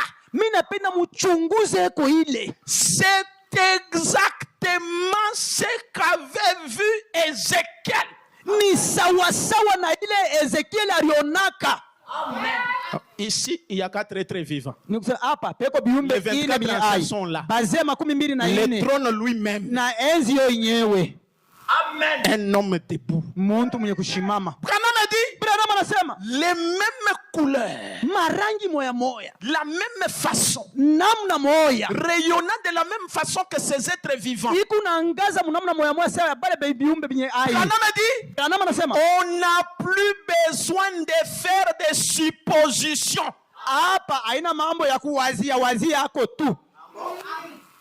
Hakuna tena mambo ya kuwazia wazia, eske njo trone, eske hakuna tena bintu ya kufanya nini? Bile bia Ezekiel bile pale unebisomaka, eske una comprendra kasema nini? Peut-être unaanza tu oh l'année tel, le roi tel, oh j'étais au fleuve de Kebar bina ku compliquer unebiacha. Na chapitre yenya uishaki. Interprétation ya chapitre yo yi. Amen. Pale unasomaka Jean chapitre 4, où l'esprit me dit viens ici, monte ici. J'ai vu un trône. Sur le trône, il y avait quelqu'un. Et puis il y avait ceci. On est bichaka na kuibishi. On est comprendre na kuibi comprendre. Brana sema usifanye tena ma supposition. Interprétation yoyi. Bana kubambia ayo hapa na photo sasa utebishikia bien. Amen. La science en a pris des photographies. Elimu ilibamba mapicha. Regardez seulement les couleurs de ces feux. Regardez cette couleur. Entre les jaunes et l'émeraude. Cet appareil photo n'était qu'un simple appareil photo d'un photographe. Frère Branham dit, j'aimerais mettre cette photo sous une bonne lumière. Mimi napenda kuweka kwa hii picha pa mwangaza mzuri. Afin que ceux du fond puissent la voir. Njoo bale bako mwisho beione. Kukinenepesha. Ade. Ni unapenda ni kinenepesha tu bien. Na ba kumwisho wale abaone. Maone trône.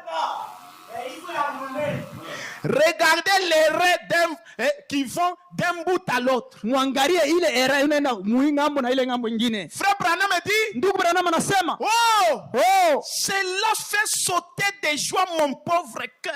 Ile inalukisha furaha, inafanyisha furaha kuroho yangu. Et savoir que dans ces jours dans lesquels nous vivons, ya kujua kusema muhimu mashiku tunaishi, alors que tout autre fondement n'est que sable mouvant. Japo misingi ingine tu ni ya kupepuka.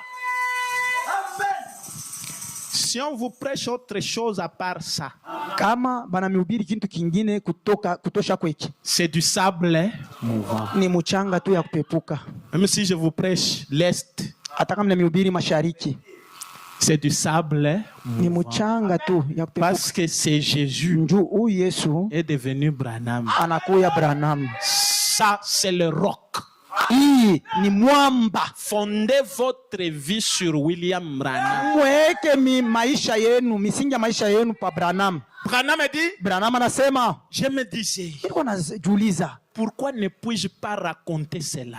Njoo ya nini mimi siwezi kufasilia ile? Pourquoi ne puis-je pas faire voir cela au monde? Njoo ya nini siwezi kufanya ile dunia yote mzima beijue? Le monde n'est pas censé voir cela. Dunia haiweke njoo ya kuona ile. Le monde ne le verra pas. Dunia yo haitaonaka. Mais l'église kanisa est en train de recevoir la plus puissante secousse qu'elle ait jamais reçue. Eko inapokea sekusu munene ile haiyapokeaka. Vous savez quand est-ce qu'on a photographié ça? Munajua wakati gani balibambaka picha hii? Abraham ce jour-là parle à cette montagne. Ndugu Branham alikuwa anasema kile siku kusema sema kwa hii mulima. Si tu dis à cette montagne, kama unasema kwa hii mulima, ôte-toi de là. Toka pale. Et si tu ne doutes pas dans ton cœur, na kama una na shaka ndani ya moyo wako, crois que ce que tu dis arrive, na unaamini kusema kile unasema kitafika, tu verras la chose s'accomplir. Utaona kitu kinatimilizika vile. La gloire de la Shekinah est descendue. Utukufu ya Shekinah inashuka. Et cette gloire de la Shekinah, na ile utukufu ya Shekinah est partie dans les fleurs artificielles. Inaenda muhimambo. Amen. Les fleurs artificielles. Ya bantu tu baliweka. Les fleurs de décoration qui étaient devant. Ile maua bantu baleka kule kumbele. Et ces fleurs là, na ile maua ile ont commencé à pousser. Inaanza kuota. Ont commencé à pousser. Inaanza kuota. Ont commencé à pousser. Inaanza kuota. Et quelqu'un avait un appareil photo. Na mtu anakuya na chombo yake ya picha. Il a pris la photo en couleur. Anabeba la picha ya rangi. Et quand il a développé, wakati alitengeneza le trône, ilikuya ni un homme debout dans un feu. Na mtu mwenye kuikala Branham anasema, oh là là, et aujourd'hui c'est une bénédiction. Ni baraka. Aujourd'hui, la même gloire de la Shekinah qui est descendue dans les fleurs artificielles. Les fleurs sans vie, qui n'avaient même pas de racines. On a décoré seulement pour montrer dans cette âge que Dieu est capable de prendre quelque chose qui n'a pas de vie et lui donner la vie. La gloire de la Shekinah est descendue dans le sein des saints. Amener la vie dans les fleurs. Oh, la même chose peut se produire ce matin. Tout ce qui était bloqué, tout ce qui n'allait pas, il n'y avait pas la vie. Le trône de Dieu est sur la terre aujourd'hui. La même gloire, que cela soit manifesté. Dieu est capable de prendre quelque chose qui n'a pas de vie pour lui redonner la vie. Frère Branham dit, ayez bon courage. Paragraphe 46. Maintenant, Sa présence est ici avec nous. Uwapo wake iko hapa na shie. Soyons donc respectueux. Tukuye baheshima. Dieu Mungu est dans son saint temple. eko ndani ya hekalu yake takatifu. Donnez-moi un amen. Munipe kwa amina. Dieu Mungu est dans son saint temple. eko ndani ya hekalu yake takatifu. De quel temple Branham parle? Sasa ni hekalu kanile Branham kwa nasema. C'est lui-même. Ni ye moya. Et Branham dit, Branham anasema Dieu est dans son saint temple. Mungu eko ndani ya hekalu yake takatifu. Que le monde, Ile dunia, que la terre dunia yote garde silence. ikale kimya. Dieu est dans son saint temple. Mungu eko ndani ya hekalu yake Je vous takatifu. répète, le temple de Dieu, c'est frère Branham. Na pituruka amo hekalu ya Mungu ni Branham. Branham dit Branham anasema que le monde, dunia, que la terre bulongo garde silence. ikale kimya. Ce matin, Hii asubuhi que la maladie qui vous dérangeait ya magonjwa yalikuwa nakuteswa garde silence. ikale kimya. Que la pauvreté qui vous dérangeait Vizuri kitu kalikiwa na garde kuzuri silence. ikale kimya. Que la sorcellerie qui dérangeait Ile buloshi bulikuwa na garde kuzuri silence. ikale kimya. Frère Branham dit Branham anasema et que ces bénédictions na mabaraka yake repose sur vous tous. ikale yulu ya mwabote. Dites amen. Sema amina. Dieu est dans son saint temple. Mungu eko ndani ya hekalu yake takatifu. Que le monde, Dunia, que la terre bulongo bote garde silence. isikale kimya. Le lion de la tribu de Juda Simba wa kabila ya Yuda a pris le trône. anabeba enzi. William Branham. William Branham Maintenant, hapa sasa il est le roi. eko mfalme. Tous les insectes, Ile makushindu tous les yote, démons ile doivent se taire. mampepo mchafu na Et je vous kimya. dis encore ce matin, Na hii asubuhi mnaniambia toutes les maladies magonjwa yote ce matin hii asubuhi doivent terminer. inapasa kumalizika. Tous les problèmes Mambo yote doivent terminer. inapasa kumalizika. Tous les blocages Vifungo vyote doivent terminer. inapasa kumalizika. Donnez-moi un amen. Kaburia kwa amina. Hein? Ah, Branham dit que ces bénédictions Branham anasema mabaraka yake reposent sur vous tous. ikale yule ya mwe bote. Ça ne dépend pas de toi. Ile haina mambo ya kuangalia wewe. Toi, tu dis Amen. Wewe sema tu amina. Toi, tu dis Amen. Wewe sema amina. Frère Branham dit, Ndugu Branham anasema le monde dunia est en train de recevoir la secousse ikuna pokea sekusu kutenka tenka. qu'il n'a jamais eu Ile yenyewe haiyapataka. de savoir que le trône du millénium Njuu ya kujua kusema enzi ya millennium a été photographié. ilibambiwa picha. Oh, Branham dit, Oh, Branham anasema l'adoration se maabudu trouve autour du trône. buko kando kando ya enzi. C'est pourquoi ce matin, Cho kwa maana ya asubuhi nous venons au 7e saut. tunaenda mumuru wa saba. 7e saut signifie Christ. Ile muru wa saba inamaanisha Christ Kristo. signifie William Branham. Kristo inamaanisha William Nous Branham. venons tout autour de lui. Tuko tunaona kando kando Nous venons yake. avec des problèmes. Tunakuya na mamambo Et nous disons, na tunasema oh toi Elohim, oh, wewe qui Elohim, est assis sur son trône, wewe unesha kuikala pale yako. résout-moi les problèmes. Unijibia hii mamambo. Termine mon problème. Isha mambo yangu. Le temps de pleurer est terminé. Wakati ya kuliankanya kunamalizika. Branham dit, Branham anasema quand il prendra son trône, wakati atabeba enzi yake avant que mon peuple ne puisse parler, mbele ya taifa yangu iseme, moi j'exauce. mimi nashikia. Avant qu'il n'aille parler, Mbele ya baba aseme, moi je connais. mimi najua. Dieu connaît ton souci. Mungu anajua huzuni yako. Dieu discerne les soucis de ton cœur. Mungu anajua mahuzuni ya mioyo yenu. Branham dit, Branham anasema, est-ce que vous êtes là? eti munafuata. Hein? Amen. Que le monde, Na dunia que la terre bulongo garde. bwekale kimya. Hein? Tu dois sortir ce matin Unapasha kutoka hii asubuhi avec cette assurance-là na hii hakikisho ile que maintenant kusema hapa sasa son trône est venu. enzi yake inakuwe. Branham dit Dieu Branham anasema, est dans son saint temple. Branham anasema Mungu eko ndani ya hekalu yake takatifu. Hekalu takatifu. Branham dit, Branham anasema je ne suis pas le surnaturel. mie shina wa kupita wakimastajabu. wakimastajabu. Mais je ne suis pas aussi comme un homme naturel. Na tena mimi sina sawa muntu wetu huyu.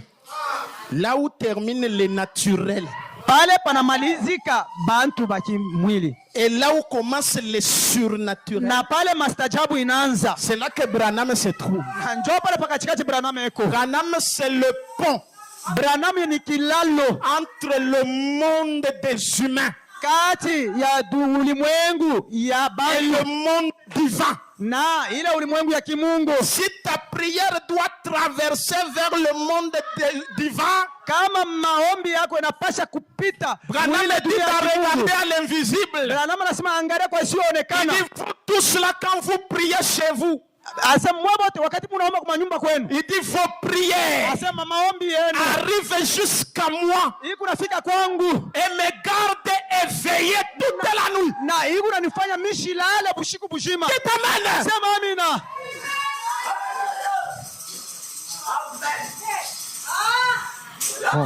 Il y a quelqu'un qui dit Kwa mtu anasema mambo inageuka hii. hii mambo ni ya Donc ma prière yetu inapashwa kwenda pa Branham kisha ndio inaenda akakakakaka. Bon, moi je te pose la question. Toi tu pensais que tes prières allaient où? sasa. Mimi nakuuliza wewe unaanza kusema maombi yako inaanza kwenda wapi? Frère Branham dit l'adoration païenne c'est une copie collée de la véritable adoration. Ndugu Branham anasema mabudu ya kipagano ni kile kipapie kile banakole tu njuu ya mabudu ya vya kweli. Lisez ça, frère Branham dit ça dans le christianisme contre l'idolâtrie. Musome ile. Ndugu Branham anasema Mukristo kupinganisha kuabudu sanamu. Les catholiques quand ils vont adorer, Bakatolika wakati wanaenda ils kuabudu passent par qui? banapitia kwa nani? Par Marie, n'est-ce pas? Ana kwa Maria. Pour arriver chez qui? Njuu ya kufika kwa nani? Mais c'est la fausse adoration. Na ile ni mabudu ya vya Mais Branham bongo. dit c'est la copie collée de la véritable adoration. Branham anasema ile ni papie ile barikalke njuu ya mabudu ya vya kweli. Les Indiens quand ils adorent, Baindi wakati bao naabudu ils s'approchent devant une statue. banachofaka mbele ya sanamu. Et c'est dans cette statue-là que les démons viennent s'incarner. Na ni mwile sanamu njoo ile mampepo mchafu inakuwa kuingia. Et toi quand tu adores, Sasa wewe wakati unaabudu tu t'approches de qui? wewe unachofia kwa nani? Frère Branham dit nous ne sommes pas une statue mais nous sommes un homme. Ndugu Branham sasa hatuna Parce que Dieu n'est pas une statue. tu Mungu asina sanamu. Je vous lis la dernière citation, on va arrêter. Mimi na misomea usomi ya mwisho tutamaliza Est-ce pale. que vous êtes là? Eti Mungu La nafuata. dernière citation, on va arrêter. Usomi ya mwisho na tutamaliza. N'est-ce pas ça? Haina vile. N'est-ce pas ça? Haina vile. Ah, ici c'est chez nous, on va continuer. Hapa huku ni kwetu tutaendelesha. Il faut. Frère Branham, hein, Ndugu Branham c'est un homme qui nous donne. Frère Branham dit toujours les choses. Les choses. Ndugu Branham anasema paka bintu. Pourquoi je ne dois pas vous donner ces choses? Njuu ya nini mimi siwezi kumikabila bila bintu? Mais quelles sont ces choses qui n'ont pas de nom? Sasa ni bintu gani binya bila bina na manjina? Les choses. Bintu. Et ici, Na hapa on vous donne des choses. tuko na mikabila bintu. Hein? On vous donne des choses Tuko na mikabila bintu. qui vont vous donner la foi. Bintu bila mikabila imani. Moi, je ne viens pas ici vous enseigner. Oh non, comme tu es malade. Mimi sikuwa mifundisha hapa sasa vile kwa mgonjwa. Dada wote beko na mamimba tout ça pour que vous allez bien. Tous ceux qui sont enceintes, Mungu alionyesha. Il y a une conduite qui est sortie. Kwanza kukimbia mubalabala. Il faut courir dans les routes. Vous ne me verrez pas dans de telles folies. Hein? Majimu ya vile hautaniona kama mie. Moi, tu as un problème, je t'amène Branham. Mie huko na mambo. Mimi nakuletea Branham. Tu dis, oh, je t'amène Branham. Oh, hivi na hivi, mimi nakuletea Branham. Il ne faut pas vouloir ma parole plus que celle de Branham. Haifai kupenda misemo yangu ushindie ile ya Branham. Pasteur, na yemi nendaka ko tu et qu'on a nitoshia pas ma brochure, mais tu pensais que j'allais te donner quoi? Moi je vais chez le pasteur, mais lui il m'amène, il me sort toujours les brochures. Tu pensais que j'allais te donner quoi? Tu viens avec un problème, je te dis, Branham me dit. Unakuya na mama mimi nakwambia sasa Branham anasema. Branham me dit, Branham anasema le Messie c'est le roi. Masia ni mfalme. Et nous sommes ses sujets. Na shia tuko bantu yake. C'est Branham qui gouverne. Ni Branham ndio C'est anatawala. Branham qui commande. Ni Branham ndio anaongoza. Et Branham n'est pas mon ami. Na Branham sina rafiki yangu. Branham c'est mon roi. Branham ni mfalme wangu. Je lui obéis. Niko na muti. Amen. Branham dit, Branham anasema. dans question-réponse, la dernière citation, Ulizo na jibu, usomi ya mwisho. du 16 mai 54, Ya 16 mai paragraphe 54. 63-64. Mustari Je vais commencer à sauter pour 63. terminer. Mimi nitaanza kuluka juu ya kumaliza. Celui qui vaincra Ula atashinda. va s'asseoir avec moi sur mon trône. Atekala na mie pa enzi yangu. Où est son trône terrestre? Sasa enzi yake hapa pa bulongo iko wapi? Iko wapi? Hein? Le trône de David. Enzi ya Daudi. Hein? Ah? Il a dit qu'il lui donnerait le trône de David dans le millénium. Alisema tamkaburiaka enzi ya Daudi mu millennium. Quand il reviendra, Wakati atarudiaka, il s'installera dans un corps sur la terre. Alléluia. atekalaka ndani ya mwili pa dunia. Haleluya. Sur le trône de David. Pa enzi ya Daudi. Écoutez, Mushikie. maintenant, Hapa sasa. il est sur le trône de son père. Eko pa enzi ya baba yake. Nous utilisons le nom du corps. Shie tukunatumia njina ya mwili. Jésus-Christ, Yesu Kristo qui était apparu, ule alionekana. le Saint-Esprit, Roho Mtakatifu qui est Dieu. ule ko Mungu. Vous voyez maintenant pourquoi certaines personnes disent, si nous sommes dans le millénium, nous devons utiliser le nom du corps. Mnajua njua nini bantu benyewe wanasema kama tuku mu millennium tunapaswa kutumikisha njina ya mwili. Branham a dit, Branham anasema, eh bien, mzuri, il reviendra dans son corps atarudiaka mu mwili yake et s'asseyera na atekalaka sur un trône littéral. pa enzi yake hii kunonokana. Hein? Si tu n'es yon. Sur un trône Pa littéral, enzi yake kunaonekana un homme muntu, qui mangera, muntu latakuria, boira eko na kunwa et serrera les mains. na kulamukiana hivi. Branham a dit, Branham anasema, utukufu. oh là là, Oh la la. vous dites, Huku nasema, vous êtes trop émotif, frère Branham. huku na mauche Mungu ntoko Branham. Eh bien, Mzuri. cela vous rend émotif. Ile hebu nanifanya mkoba kuchemuka chemuka. Est-ce que vous avez suivi? Eti mnafuata. Je répète ça. Mimi napituruka hapo. Il reviendra Atarudiaka dans son corps ndani ya mwili yake et s'asseyera na kuikala sur un trône littéral. pa enzi iku naonekana Un homme muntu qui mangera, mwenyewe atakula, boira, anakunwa, serrera les mains. kulamukiana. Muntu. Le trône de Dieu. Enzi ya Mungu. Enzi muntu. Eko na kuria. Eko nafanya nini? Kisha nafanya nini? Saluez d'abord votre frère. Jamela ndugu yako. Le trône. Enzi Hein? Un homme muntu qui boira. ule mwenye atakunwa. Moi, mon patron. Hein? Hein? Un homme. Muntu Unasikia millennium.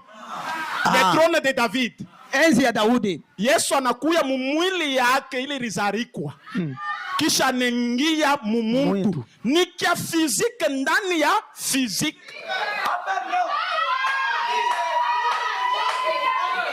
Mungu akubariki. Muntu. Ishi ni presha sema kispirituele kine hapana. Muntu ule alikuya ku Galilei. Ule charpentier anaingia muchasseur. Waptolo mwana. Amen. Muntu. Njo trône de David. Ndio ile enzi ya Daudi. Et Branham a dit, Na Branham anasema Jésus ne manquera pas un successeur. Yesu asitakosaka mu Wa kumupiana. jana. Il dit, David, Asa Daudi, je te jure, mimi nakula pia ton trône sera éternel. enzi yako itakuwa ya milele, Mais tu ne manqueras pas un successeur. lakini hautakosaka Et le wakukombola. successeur, c'était Salomon. Na wakumkombola alikuwa Et Dieu lui a donné toute la sagesse. na Mungu alimkabia hekima Et yote. Branham a dit, Branham anasema voici, Tazama. il y a ici hapa kuko quelqu'un plus grand que Salomon. mtu wa kumpita na Sulemani. Le millénium des gentils, Ile utawa c'est William Branham. ni Branham. Un trône, Enzi un homme muntu qui mangera, mwenye atakuria, qui boira, atakunwa qui serrera les mains. na atalamukiana. Est-ce qu'on ne l'a pas salué aujourd'hui? Eti leo atukumulamki, Est-ce qu'on ne l'a pas salué? eti abakumulamukie leo. Christ est ressuscité. Kristo mwenye kufufuliwa, Lui qui pouvait entrer dans une pièce même si elle est fermée. yeye ule aliweza kuingia mchumba hata yenye kufungiwa, bachafunga. Les disciples rassemblés, Banafunzi benye kukusanyika mule, Jésus apparaît. Yesu anaonekana. Un homme physique Mtu huyu en wakaenda train kumkutia, de défier le temps. eko anafanya mfio kwa wakati, Il entre dans une pièce. anaingia mchumba. Que la paix soit avec vous. Salama ikuwe na Mais mweye. il est entré comment? Sasa anaingia jeshi Les tufunga, portes sont fermées. milango yote ni ya kufunga na Est-ce madirisha. qu'aujourd'hui, Hati on leo avait dit, Branham dans anasema le millénium, mumilenium nous voyagerons à la vitesse de la pensée. tutatembeaka muvitesi ya mawazo. William Branham à la chair. William Branham Il dit, kumimali je suis attendu asema baba ni pour chunga aller prêcher tel part. njuu ya kwenda kuhubiri fashimo fulani, Il prêche, anahubiri, il termine, il descend. anashiisha, Il dit, anashuka. j'ai déjà terminé là-bas. Sasa kule milisha kuisha zamani. Billy Paul dit, mais nous devons. Il dit, non, non, je viens de là. Billy Paul sasa tunapaswa kwenda sasa. Billy Paul appelle. Billy Paul Il dit, oui, oui, ton papa vient de prêcher. ndio baba yako anataka kuhubiri Il a hapa. terminé. Anamaliza. Un homme ici, Na mtu un hapa, homme là-bas. mtu tena kule. Cet homme-là, Ule mtu si ule ce n'est pas Dieu, kama ina Mungu, alors qui est-il?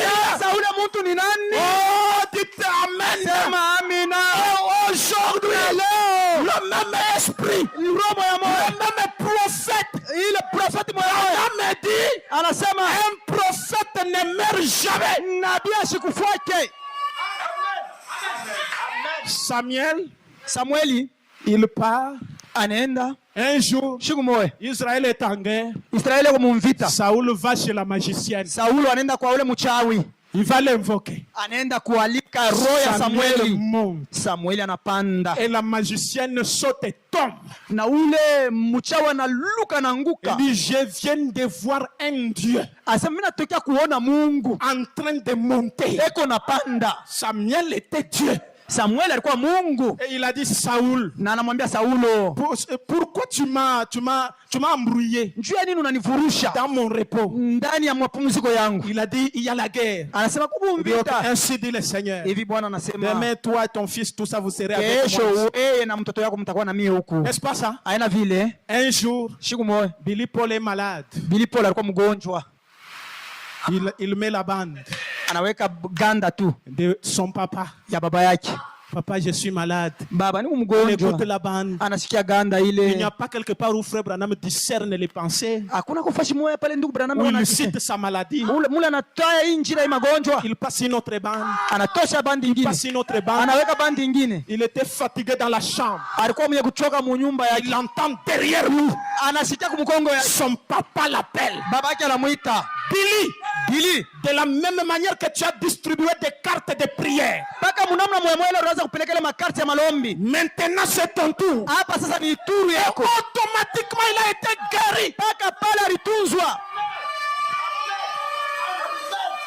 Vous qui croyez que parce que Branham, Mwamu unaamini sasa Branham? non, votre Branham est mort. Branham wenu wewe ni wenye kufa. Vous êtes incrédule. Wewe kumtokuamini Et vous ne savez pas ce que vous croyez. na aujue kinye kile unaamini. Que le Seigneur vous bénisse. Mungu amibariki. Que Dieu vous bénisse. Mungu amibariki. Nous allons nous tenir debout. Tutashimama. Merci Jésus.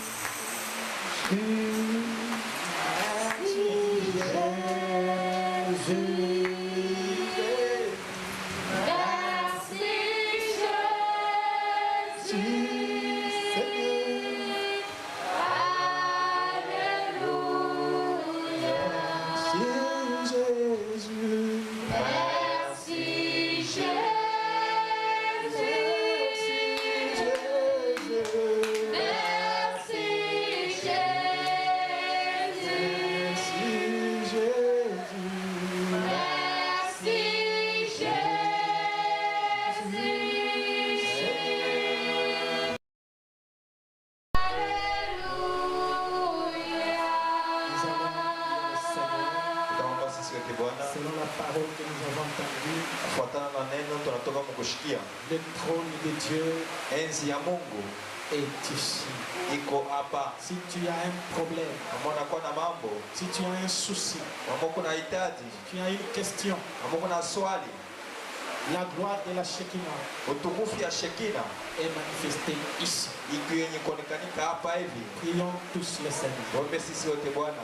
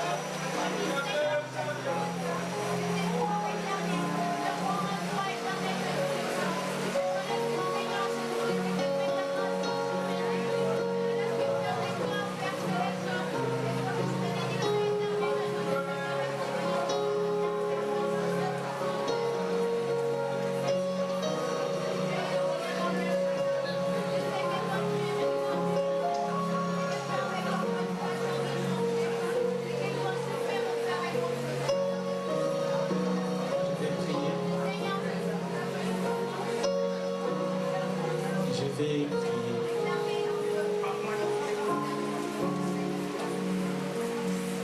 Nous allons nous tenir debout et je vais prier. Tutasimama sisi wote wima na kisha taomba. Seigneur Jésus-Christ, toi, le Dieu vivant, le Dieu qui ne change pas le même hier, aujourd'hui et éternellement. Merci, Père Céleste, pour cette parole. Merci pour cette révélation. Seigneur, nous croyons que ces choses, c'est une bénédiction pour nous. C'est une bénédiction parce que, Seigneur, nous voyons là où nous étions, comment nous adorions. Seigneur, maintenant tu nous as révélé la véritable révélation et l'adoration. Seigneur, nous voulons que, Père, ces choses puissent nous transformer.